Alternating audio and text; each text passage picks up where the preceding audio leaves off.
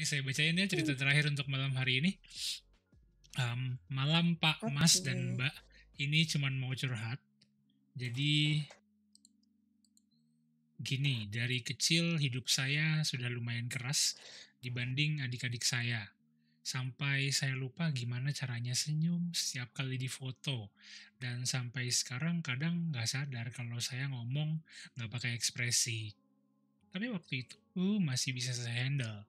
Karena waktu saya untuk sendiri masih banyak.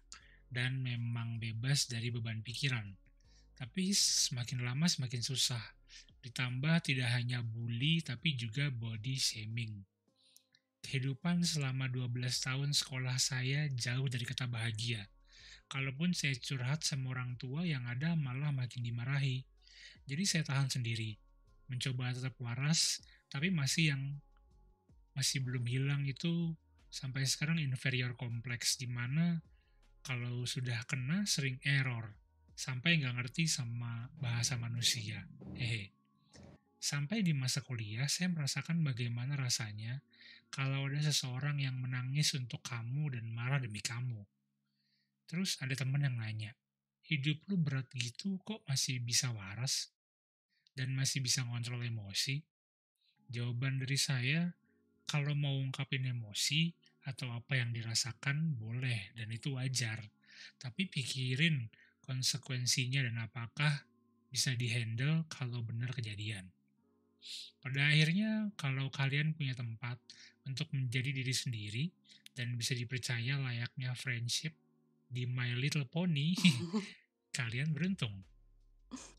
Dan kalau bagi kalian yang masih berjuang sendirian, kalian luar biasa. Gak selamanya sedih menghantui, dan bahagia ada untuk disyukuri meski cuma sesaat. Terima kasih ya Pak, Mas, dan Mbak. Maaf kalau ceritanya bikin bingung. Enggak bingung. Terima kasih Sender udah mau berbagi cerita. Kasih Sender, yang kayaknya saya tahu siapa. Nggak sih, lu keren sih udah. Maksudnya, lo tinggal ngasih reward ke diri sendiri aja sebenarnya. Ini ada satu hal yang termention di sini yang masih nyangkut mungkin soal inferiority complex. Gimana? Kalian ada yang mengalami kah atau mungkin ada tips bagi inferiority complex? Jelasin dong itu gimana sih? Inferiority complex adalah merasa kalau kita itu kurang dibandingkan orang lain. Gua nggak segitunya dibanding dia. Dia emang kayaknya lebih jago, lebih ganteng, lebih diapresiasi, lebih banyak disukai. Jadi rendah diri sih sebenarnya, lebih mirip-mirip ke arah rendah diri. Pernah sih kayak gitu. Ya kayak tadi gue bilang kan, gue pernah kayak gitu sih. Sampai ngerasa kayaknya gue gak berarti banget sih di dunia ini. Tapi ya lu udah keren, lo lebih keren dari gue pada usianya kayak. Gue di usia lo kayak belum bisa apa-apa gitu, lo lebih keren dari gue. Gak usah rendah diri, semua orang punya porsinya masing-masing gitu kan. Even di umur lo kayak gue belum bisa apa-apa. Jadi lo lebih dari diri gue gitu. Jadi lo patut bangga sih sama perjuangan lo selama ini. Kenapa mesti merasa terinferior sama orang lain? Ya semua orang dia punya sukses masing-masing, punya pace masing-masing, lo juga punya pace masing-masing. Kita nggak tahu masa depan kayak apa. Siapa tahu 2 tahun lagi lo jadi milioner, jadi sultan. Amin. Nggak ada yang tahu kan. Amin. Gitu kan. Kita nggak bakal tahu sih sampai kapan kerja keras kita kebayar tuh, kita nggak bakal tahu. Bisa cepat bisa lama. Gitu kan. Isi orang beda-beda. Ada yang buka harta karunnya duluan, ada yang belakangan. Jadi ya udah sabar aja. Kayak dibikin simple aja sumpah kayak gitu tuh. Sekarang gue kayak ya udah gue lebih nggak usah ngeliat orang lain, lihat diri sendiri aja, yang penting ada progres kecil-kecil mah. Biarpun kecil nggak apa-apa, dihargain aja yang kecil-kecilnya itu. Benar. Ini saya mau nambahin sedikit karena menurut saya ini jawabannya sudah ada di dalam paragraf pertanyaannya, paragraf ceritanya. Ini kamu sudah dengan sadar menulis kalau kehidupan kamu lumayan keras dibanding adik-adik kamu. Iya. Ya, satu, kamu punya adik. Yang kedua, hidup kamu sudah lebih lama dan sudah lebih keras dibandingkan mereka. Kamu yang, apa istilahnya, jadi tameng buat adik-adik kamu. Berarti kan kamu jauh lebih kuat dari adik kamu dan kamu yang Iya. melindungi mereka. Jadinya mereka Oh. tidak mengalami yang kamu alami. Itu menurut saya kamu patut berbangga diri ya dengan diri kamu sendiri yang sudah bisa melindungi adik-adik kamu dengan cara tahan badan. Nah, terus yang kedua adalah kamu juga dengan sadar sudah menulis kalau teman kamu komentar hidup lu berat gitu tapi kok masih bisa waras dan yang ngontrol emosi. Nah, Lu kuat. berarti ya itu adalah pengakuan dari teman kamu bahwa ini adalah sebuah indikator kalau bisa jadi teman kamu dalam posisi kamu tidak akan bisa sekuat itu. Bisa jadi udah gila, bisa jadi udah nggak bisa ngontrol emosi. Itu adalah bentuk pujian yang sangat tinggi menurut saya ya dari teman kamu gitu. Dan itu adalah bukti yang sangat jelas kalau kamu itu sangat-sangat kuat dalam menghadapi ini. Karena sampai dia kebingungan berkomentar saat seperti itu, berarti itu adalah jumlah yang sedikit gitu dari masyarakat. Kalau misalnya mau dibandingin, ya bisa jadi mayoritas masyarakat menghadapi apa yang kamu hadapi tidak bisa sampai di posisi sekarang. Benar. Gitu. Dan apalagi ya ini sedikit mengingatkan juga tadi sudah sempat dibahas sama Ether kalau pikiran kita itu bukan fakta. Gitu. Jadi faktanya adalah kamu survive. Yes.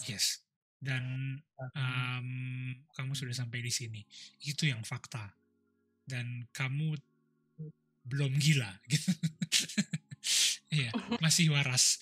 Dan yang menurut yang saya salutin adalah masih bisa ngontrol emosi. Karena ngontrol emosi itu perlu pendewasaan yang sangat-sangat baik gitu. Yes, benar. Apalagi kamu di sini mention juga kehidupan 12 tahun sekolah gitu. 12 tahun itu bukan masa yang sebentar, itu sangat lama ya. Lebih dari 1 dekade gitu. Dan kamu waras, kamu mengontrol emosi gitu. Dan syukurnya adalah kamu tidak melampiaskan itu ke orang lain. Itu sangat-sangat itu benar bagus. banget sih. Gitu, menurut saya. Kurang self reward kalau menurut gua. Iya benar. Kau perlu self reward sedikit-sedikit ya. Sih. Kayak lo deserve gitu, lo list nih lo pengen apa aja, misalnya lo pengen jalan-jalan kemana, lo pengen beli apa, itu lo list aja dulu, itu jadi bucket list lo, ya kan. Nanti dari apa namanya lo nabung dikit-dikit nih, lo beli yang lo pengen inginin, terus lo berhak kok buat itu, buat dapet yang lo pengen tuh lo berhak banget sih. Lo udah berusaha keras kayaknya. Mau jalan-jalan gitu nabung ke Jepang silahkan. Yes, let's go. Kayak lo bilang sama keluarga dulu, aku mau nabung dulu ya gitu. Apa sih menurut gue? Lo berhak sih. Mungkin dari sebagai penutup dari yang bisa ngejudge malam hari ini.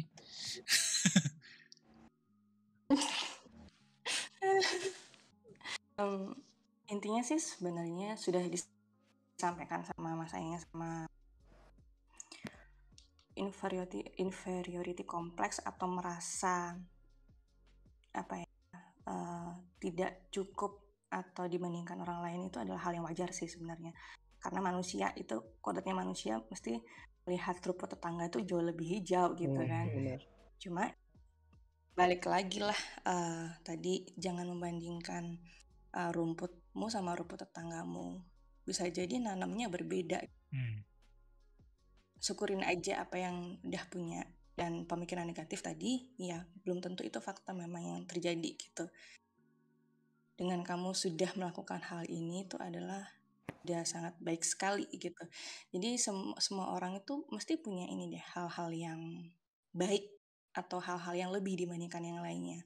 Saya yakin mesti ada orang yang iri dengan apa yang kamu punyain, entah kamu merasa ini saya terlalu gemuk, ini saya nggak cantik, tapi kamu punya otak yang luar biasa brilian. Atau mungkin kayak dia cantik tapi dia kelihatannya cantik sempurna, tapi dia iri dengan misalnya kamu bisa masak dengan enak seperti itu. Jadi semua orang tuh udah punya porsi masing-masing, sudah punya kelebihan masing-masing. Tinggal gimana kita bisa mengasah yang kita miliki, kelebihan kita miliki itu untuk nanti dimanfaatkan dan kita gunakan untuk kehidupan kita, itu sih.